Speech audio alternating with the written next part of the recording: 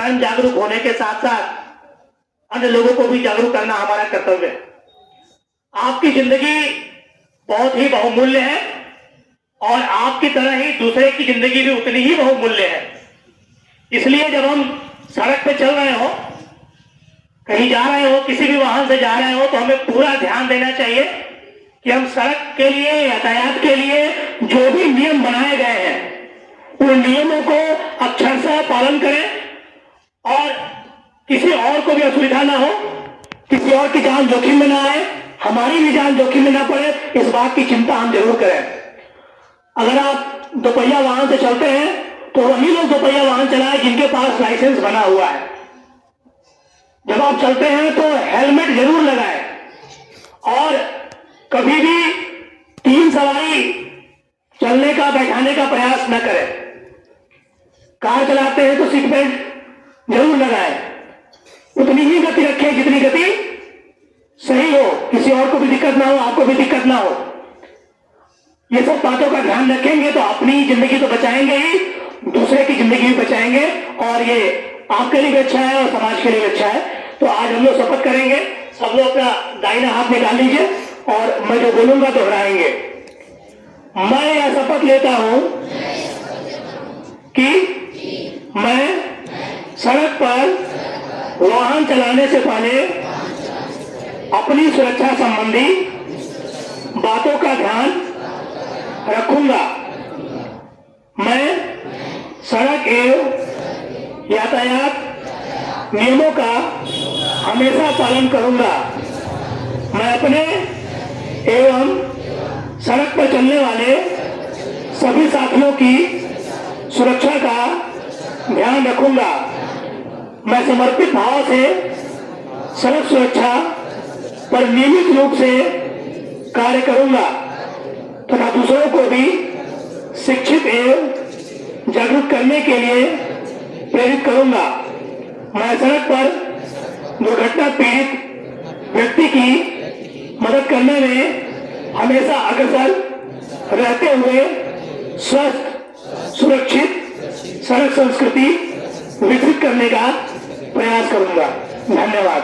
तो सड़क पर अपने नियमों का पालन तो करेंगे। अगर कोई घायल हो गया है, कोई गिरा हुआ है, किसी को चोट लगी है तो उसको बचाना, अस्पताल ले जाना, उसकी प्राथमिक चिकित्सा कराना भी हमारा कर्तव्य बनता है। अब मैं आदरणीय प्रधानाचार्य से निवेदन करूंगा कि वो भी 2 शब्द कह के आपका मार्गदर्शन करें। आदरणीय प्रधानाचार्य। सम्मानित साथियों, प्यारे बच्चों, अभी विद्यालय के अध्यापक श्रीवास्तव जी ने सड़क सुरक्षा को लेकर के एक शपथ दिलाई और उसमें बरतने जाने वाली सावधानियों की तरफ भी हमारा ध्यान दिलाया।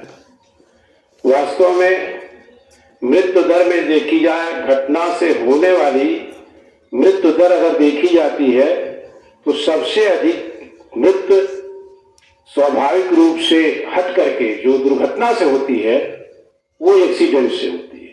वो सड़क दुर्घटना उसमें प्रथम स्थान पर है। उसका कारण है कि हम निश्चित रूप से सड़क पर चलाते समय बहुत सारी असावधानियों को बरतते हैं, जिसका इन्होंने उल्लेख किया। एक, हमारे उम्र के बाद 18 वर्ष की अवस्था के बाद लाइसेंस निर्गत होता है। उसमें लाइसेंस पर एक कागज का पन्ना होता है, एक अधिकारी की उस पर हस्ताक्षर होती है, लेकिन वो 18 के बाद इसलिए किया जाता है कि 18 साल में बच्चे के हाथ पैर में इतनी ताकत आ जाएगी, बुद्धि इतना मैच्योर हो जाएगी कि कैसे चलाना है ये जान जाएगा और अपनी बाइक या कार को संभाल लेगा।